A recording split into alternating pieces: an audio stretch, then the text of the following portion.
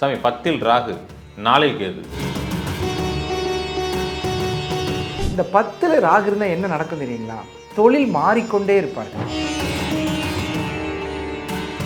உலகத்தில் யாரையாவது நம்பாமல் இருக்க முடியும், ஆனால் தாயை நம்பாமல் இருக்க முடியுமா?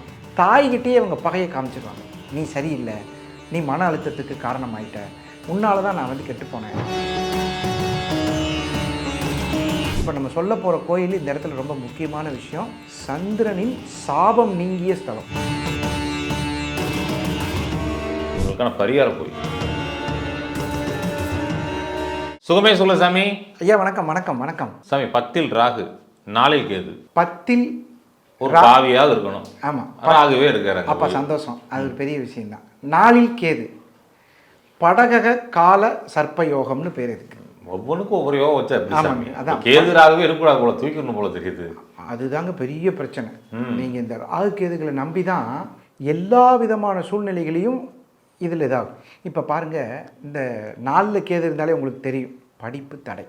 நீங்கள் 4ல் கேது யாருக்கு இருந்தாலும் சரி, இடம் மாதிரி படிச்சிங்களா, இல்லை ஒரு இடத்துல படிக்கக்கூடிய சூழ்நிலையில் இந்த மாதிரி வந்துச்சா அப்படின்னு கேட்போம். நீங்கள் சொன்ன மாதிரி 10ல் ராகு. இந்த 10ல் ராகு இருந்தால் என்ன நடக்கும் தெரியுங்களா?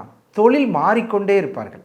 நிறைய தொழில் செஞ்சவங்க, ஒருத்தருக்கு பிஸ்கட் விற்கிறது, ஐஸ் விற்கிறது, இரும்பு விற்கிறது, அரிசி விற்கிறது, இந்த மாதிரி பல தொழில்கள் செஞ்சு ஸ்திரத்தன்மை இல்லாமல் இருக்கக்கூடியவர்களுக்கு இந்த வேலை தான் செய்யும். 45-50 வயசில் ஜாதகத்தை கொடுத்துட்டு நம்மள்ட்ட என்ன கேட்பாங்க தெரியுங்களா? எனக்குன்னு என்ன தொழில் இருக்குது, அதை கொஞ்சம் பார்த்து சொல்லுங்கள். முன்னேறணும் மாட்டேன். நான் செய்யாத தொழிலே இல்லைங்க. பழைய சாக்கை கூட தூக்கி ரோட்டில் ஓட்டு, இந்த மூட்டை தூக்கி சம்பாதிக்கிறேன், அதெல்லாம் கூட செஞ்சுருக்கேன். ஆனால் என்னால் ஒரு ஸ்திரத்தன்மைக்கு வர முடியல அப்படின்னு சொல்லுவாங்க. அப்புறம் வீடு வாடகை வீட்டில் இருக்காங்கல்ல, அவர்களுக்கு இந்த 4ஆம் இடத்துல கேது இருக்கிறவங்க நம்பிக்கையின் பேரில் பணம் கொடுத்துருவாங்க. இருக்கட்டும், ஒரு 2 லட்ச ரூபா. அப்புறம் இந்த லீஸுக்கு கொடுக்குறாங்கல்ல, நம்ம ஊர்லாம் பார்த்தீங்கன்னா இதுன்னு சொல்லுவாங்க, ஒத்தி கொடுக்குறது, போகியத்துக்கு கொடுக்குறது அப்படின்னு சொல்லுவாங்க. பணத்தை கொடுத்துட்டு சேஃப்டியாக இருக்கட்டும்னு கொடுத்துட்றோம். ஆனால் கடைசியில் பார்த்தீங்கன்னா என்ன ஆகுன்னு கேட்டிங்கன்னா, திரும்ப அந்த பணத்தை வாங்குறதுக்குள்ளே மனசு கஷ்டப்படும். நம்ம எதுக்காக போக்கியத்துக்கு போகிறோம், எதுக்காக ஒத்திக்கு போகிறோம் அப்படின்னு கேட்டிங்கன்னா, பிள்ளை 10வது படிக்குது, எப்படி 4-5 வருஷம் ஆகும் கல்யாணம் பண்ணுறதுக்கு, இந்த பணத்தை அவங்கள்ட்ட இருந்தால் கரெக்டாக இருக்குன்னு கொடுத்து வச்சுருப்பாங்க. கடைசியில் பார்த்தீங்கன்னா கல்யாணத்துக்கு கடனை வாங்கி கட்டிட்டு அவங்கள்ட்ட பணத்தை வாங்கி திருப்பி கட்டுறதுக்குள்ளே ஏற்படக்கூடிய சூழ்நிலைகள் இந்த 4ல் கேது இதெல்லாம் சிக்கல் பண்ணும். இந்த 10ல் இருக்கக்கூடிய ராகு என்ன பண்ணுன்னு கேட்டிங்கன்னா, தொழிலில் இன்வெஸ்ட்மெண்ட்டை பண்ணி பிரம்மாண்டம், அப்படி பண்ணணும், இப்படி பண்ணணும், இப்படி பண்ணணும், இப்படி பண்ணணும்னு சொல்லிச்சுக்கல. நிறைய பேர் பாருங்கள், இந்த காரு வண்டியெல்லாம் வாங்குவாங்க, பார்த்துருக்கீங்களா? வண்டி விலை 2 லட்ச ரூபாயா இருக்கும், அதுக்கு டெக்கரேஷன் செலவு 2 லட்ச ரூபா இருக்கும், பார்த்துருக்கீங்களா? 2 வீலருக்கு இன்னமும் பஃப்னு வைப்பான், பின்னாடி வைப்பான், முன்னாடி வைப்பான். சில காரு டிரைவர்ஸ் பாருங்கள், வண்டி செகண்ட் ஹேண்டில் ஒரு 2 ரூபாய்க்கு வாங்கிக்கலான்னு வாங்கிட்டு பெருமையாக வாங்குவாங்க. ஏன்னு சொல்லுங்கள்? 4ஆம் இடத்துல கேது இருந்தால் சுருக்கி வாங்குறது.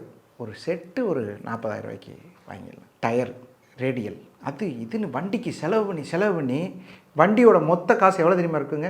புது வண்டி வாங்கினதை விட அதிகமாகிடும்.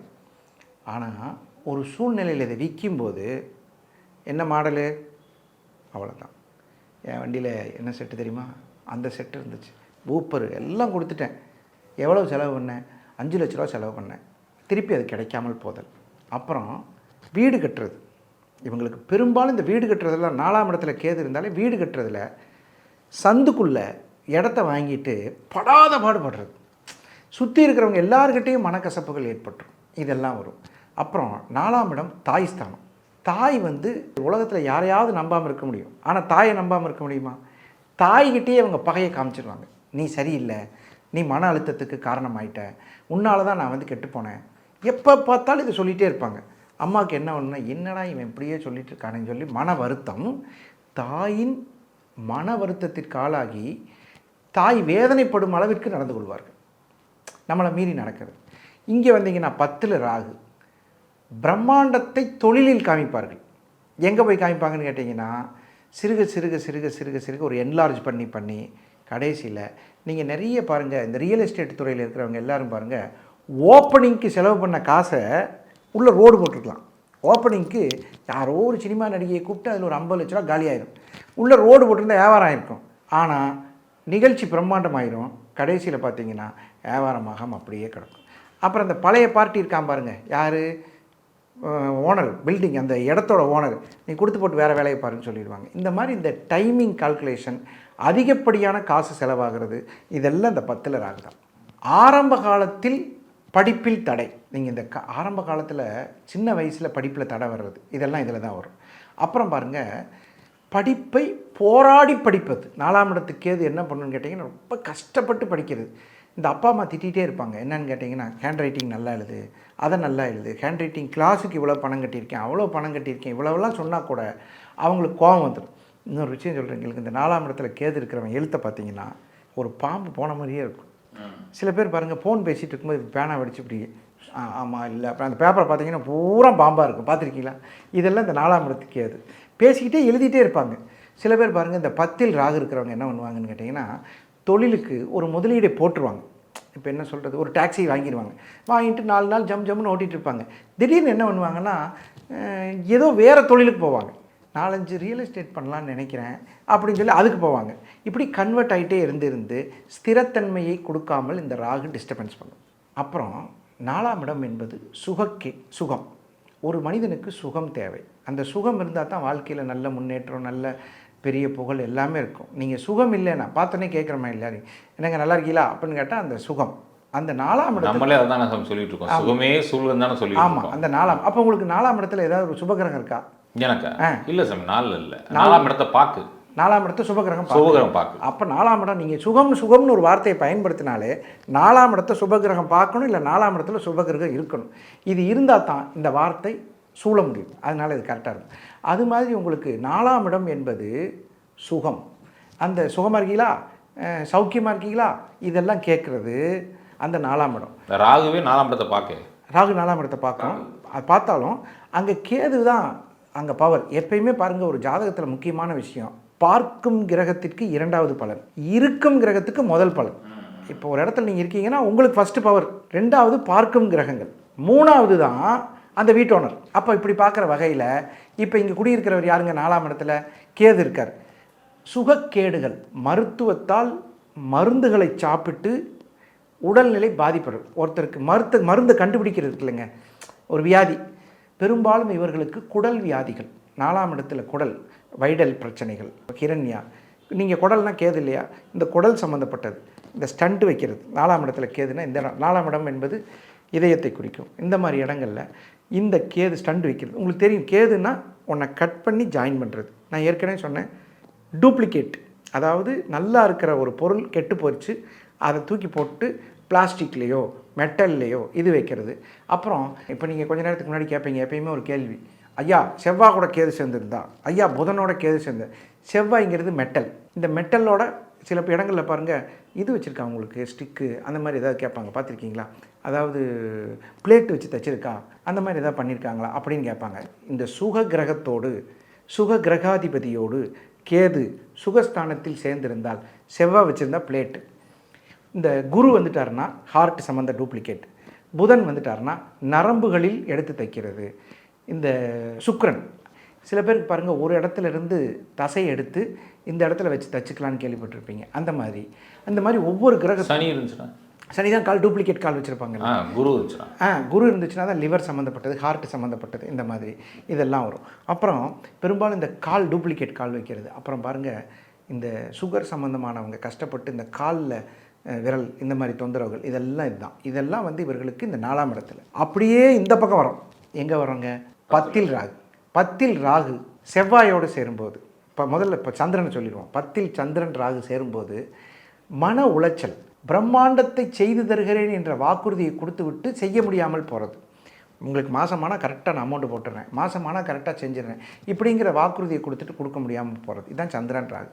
அடுத்தது இப்போ நம்ம சொல்ல போகிற கோயில் இந்த இடத்துல ரொம்ப முக்கியமான விஷயம், சந்திரனின் சாபம் நீங்கிய ஸ்தலம். நமக்கு 9 கிரகத்தில் ரொம்ப ஸ்பீடு கிரகம் எதுன்னு கேட்டிங்கன்னா சந்திரன். நீங்கள் சொல்லாமல் விட்டுட்டு போயிட்டீங்கன்னா அவங்க அடுத்து கேட்பாங்க, இப்போ குருவோட ராகு செஞ்சு, செவ்வாயோட ராகு செஞ்சு, சூரியனோட ராகு செஞ்சு, அது சொல்லலையே அவர், நீங்கள் ஏன் கேட்கலம்பாங்க. ஆமாம், அதையும் சேர்த்து சொல்லிடுங்க. அதனால் இப்போ சந்திரன் ராகுங்கிறது இந்த கோயில் சொல்ல போகிற இடத்துல சந்திரனின் சாபம் நீக்கிய ஸ்தலம் அப்படிங்கிற விஷயத்த சொல்லிடுறோம். அதுக்கப்புறம் பார்த்திங்கன்னா செவ்வாய் ராகு. இந்த செவ்வாய் ராகு அல்லது ராகு செவ்வாய், இந்த ராகுவும் செவ்வாயும் சேர்க்கும்போது இடம் வாங்கி போட்டுருவாங்க. மலட்டு இடம்னு கேள்விப்பட்டீங்க? ஒன்றுமே முளைக்காது, வேஸ்ட்டு இந்த இடம், அப்படி தான். அப்புறம் இன்னொன்று சொல்லுவாங்க ஒரு டைலாக், ஓனான் கூட முட்டை வைக்காத இடங்க. அதை வாங்கிட்டு அப்புறம் இந்த கல் பதிச்சிருப்பாங்க பார்த்துருக்கீங்களா, அந்த கல்லையே காணுங்க, எங்கள் அப்பா இந்த இடத்துல தான் இருக்குதுன்னு சொன்னார். டாக்குமெண்ட் இருக்கும், சர்வே ரிப்போர்ட் இருக்கும், இந்த இடத்துல இடம்னு பின் பண்ண முடியாது, லொக்கேஷன் ஸ்பாட்டு தெரியாமல் போது பாருங்கள். அது பூரா இந்த செவ்வாய் ராகு. அடுத்தது பாருங்கள் புதன் ராகு. படித்த படிப்பிற்கு ஓரமாய் வைத்து விட்டு மெக்கானிக்கல் இன்ஜினியரிங் போய் ஆட்டோமொபைல் ஒர்க் பண்ணுறது, ஆட்டோமொபைல் படிச்சுட்டு மெக்கானிக்கல் வர்றது, எலக்ட்ரானிக்ஸ் படிச்சுட்டு ஐடிக்குள்ளே போகிறது, ஐடி முடிச்சுட்டு இப்படி வர்றது. இந்த மாதிரி சில பேர் பாருங்கள் மருத்துவர்கள் கூட பேசாமல் ரியல் எஸ்டேட் பண்ணி பிழைக்கலான்னு வந்துடுவாங்க. அந்த மாதிரி புதன் ராகு ஆப்சன்ஸை கொடுத்துரும். அடுத்தது பாருங்கள் சூரியன் ராகு. சூரியன் ராகு இதுதாங்கய்யா கௌரவத்தில் சிக்கல்களை கொடுப்பது. சில பேர் பாருங்கள் அரசியல்வாதிகளால் அரசாங்க அதிகாரிகளால் வருத்தப்படும் சூழ்நிலை ஆயிடும். இப்போ நீங்கள் ஒரு இபியில் கரண்ட் வாங்க போகிறீங்க, நீங்கள் வீடு கட்டி முடிக்கிற வரைக்கும் அந்த ஸ்கீம் இருந்திருக்காது. திடீர்னு இல்லைங்க கரண்ட் இப்போ கொடுக்கக்கூடாதுன்னு சொல்லிட்டாங்க, வெளிச்சத்தில் கை வைக்கும்.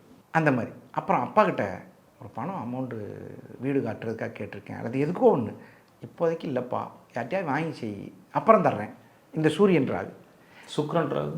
சுக்கிரன் ராகு தான் உங்களுக்கு பெரும்பாலும் அதீத சுகத்தை எதிர்பார்த்து பல விஷயங்களை நினைத்து ஏமாறக்கூடிய சூழ்நிலைக்கு தள்ளப்படுதல். இப்போ ஆண்களால் இருந்தால் பெண்களால் சில வருத்தங்களை ஏற்படுவதும், பெண்களாக இருந்தால் ஆண்களால் சில வருத்தங்கள் ஏற்படுவதும், ஹார்மோன் சம்பந்தப்பட்ட விஷயங்களில் மன ஏமாற்றத்தை தருவதும், நம்பிக்கை துரோகங்களை தாங்கிக் கொள்வதும் சுக்கிரன் ராகு. சனி ராகு. சனி ராகு தான் உங்களுக்கு தொழிலில் பிரம்மாண்டத்தை கொடுக்கும், அதை தாங்கும் திறன் இவர்கிட்ட இருக்காது. இப்போ நீங்கள் ஒரு இட்லி கடை வச்சுருக்கீங்க, 20 இட்லி சுடலான்னு சொல்லி முடிவெடுத்து 20 இட்லி சுட்டு வச்சுருப்போம், 30 பேர் வந்துடுவாங்க. தரத்தை வாடிக்கையாளருக்கு திருப்திப்பட தர முடியாத சூழ்நிலை. 30 இட்லி சுட்டு வச்சுருப்பா 10 பேர் தான் வருவாங்க. 10 பேர் தான் வருவாங்க. இந்த நீங்கள் அடிக்கடி ஒரு டைலாக் சொல்லுவீங்களே, இது செய்யும்போது அது வராது, அதை செஞ்சும்போது இது வராது. அதே அழகு நான் கிராமத்தில் பழங்க, நாயக்கண்டா கள்ளக்கானம் கள்ளக்கண்டா நாயக்கானம், அந்த மாதிரி தான். அதே மாதிரி பாருங்கள், இந்த இவர்கள் ராகு சனி வண்டி வாகனங்களில் செல்லும்போது அதீத வேகத்தால் இந்த நாய் குறுக்க கீழே விழுந்துட்டேன், இந்த ஏமாந்துட்டேங்க, திரும்பி வரும், இப்படி போயிடுச்சுங்க, திரும்பி வந்துருச்சுங்க அப்படிம்பாங்க, பார்த்துருக்கீங்களா? அதே மாதிரி நாளில் கேது இருப்பவர்களுக்கு அவங்களுக்கு நாய் போகாது, சர்ப்பம் என்னமோ போச்சுங்க, அது எனக்கு டவுட்டாக தான் இருக்குது அப்படின்னு சொல்லுவாங்க. அதெல்லாம் நாளில் கேது. பெரும்பாலும் ஒரு வீடுகளில் நீங்கள் நம்ப மாட்டீங்க, 14வது மாடிக்கு பாம்பு வருமா? வராது. ஆனால் வரும். இந்த மாதிரி நாளில் கேது இருப்பவர்களுக்கு பெரும்பாலும் வீடுகளில் இது வரும். இல்லைன்னா கனவுகள்லையாவது வரும். நிச்சயமாக சார், நிச்சயமாக. சரி, இவங்களுக்கான பரிகாரம் கோயில். ஆமாம் ஐயா, இவங்களுக்கான கோயில் சந்திரனின் சாபம் நீக்கிய ஸ்தலம்னு ஏற்கனவே சொல்லிட்டோம். விஸ்வகர்மாவால் கட்டப்பட்ட கோயில் ஆதி திருவரங்கம், கள்ளக்குறிச்சி மாவட்டத்தில் இருக்குது. ஆதி திருவரங்கம், இந்த கோயிலை பற்றி நீங்கள் கேள்விப்பட்டிருக்கீங்க? முருகதாசையை போனார் நடுவில், டேரக்டர் முருகதாசையை பற்றி. ஆமாம், பெருமாள் கோயில் தானே? ஆமாம், ஸ்ரீரங்கம் பெருமாளுக்கு முன்னாடி தோன்றிய கோயில். இந்த பெருமாளுக்கு பேரே என்னன்னு கேட்டிங்கன்னா பெரிய பெருமாள்னு பேர்.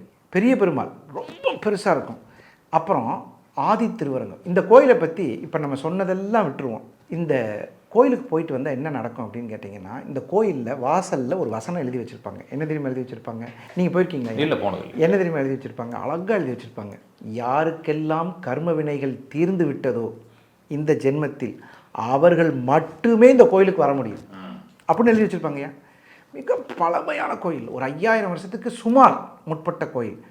அந்த காலத்தில் இந்த தானிய கிடங்கெல்லாம் சொல்லுவாங்கள்ல, அதெல்லாம் இங்கே இருக்கும். நீங்கள் பார்த்தாலே உங்களுக்கு அந்த பழசு அப்படிங்கிற விஷயம் தெளிவாக தெரியும். அந்த கோயிலில் போய் என்ன சாமி செய்யணும், அவங்க போய் வேண்டிட்டு வந்துட்டு உட்காந்து இருந்துடலாம். இந்த கோயிலோட ஸ்தல மரமே கேட்டிங்கன்னா புன்னாக மரம். அதனால தான் இந்த கோயிலை சொல்லியிருக்கோம். மணலூர்பேட்டை, கள்ளக்குறிச்சி தெரியுமில்ல உங்களுக்கு? கள்ளக்குறிச்சியில் மணலூர்பேட்டையிலேருந்து கொஞ்சம் தூரம் தான். ஆனால் இந்த கோயில் பயங்கர பழமையான கோயிலுங்க. இந்த கோவிலுக்கு போயிட்டு வந்தால், அதாவது நாளில் கேது 10ல் ராகு இருப்பவர்கள் எந்த நட்சத்திரத்தில் இருக்கும் அந்த நட்சத்திரம் நாளில் போகணும், அதை மென்ஷன் பண்ணிடுவோம். அதை ஒன்று போகணும். ஆனால் இன்னொரு விஷயம், முக்கியமான விஷயம், இந்த கோவிலுக்கு யாருக்கெல்லாம் மொத்த கர்ம வினை தீரணும், போன ஜென்மத்தில் நான் செய்த பாவங்கள் விலக வேண்டும் அப்படின்னு நினச்சி இந்த கோயிலுக்கு போனாங்கன்னா இந்த கர்ம வினைகள் நீங்கிடும். இது எல்லாத்துக்குமே. நிச்சயமாக சாமி. ஆனால் இவங்களுக்கு இன்னும் எக்ஸ்ட்ரானரி, இவங்களுக்கு உடனே இமீடியட். நிச்சயமாக சாமி. நெஞ்சாத நன்றிகள் சாமி. சுகமே சொல்க.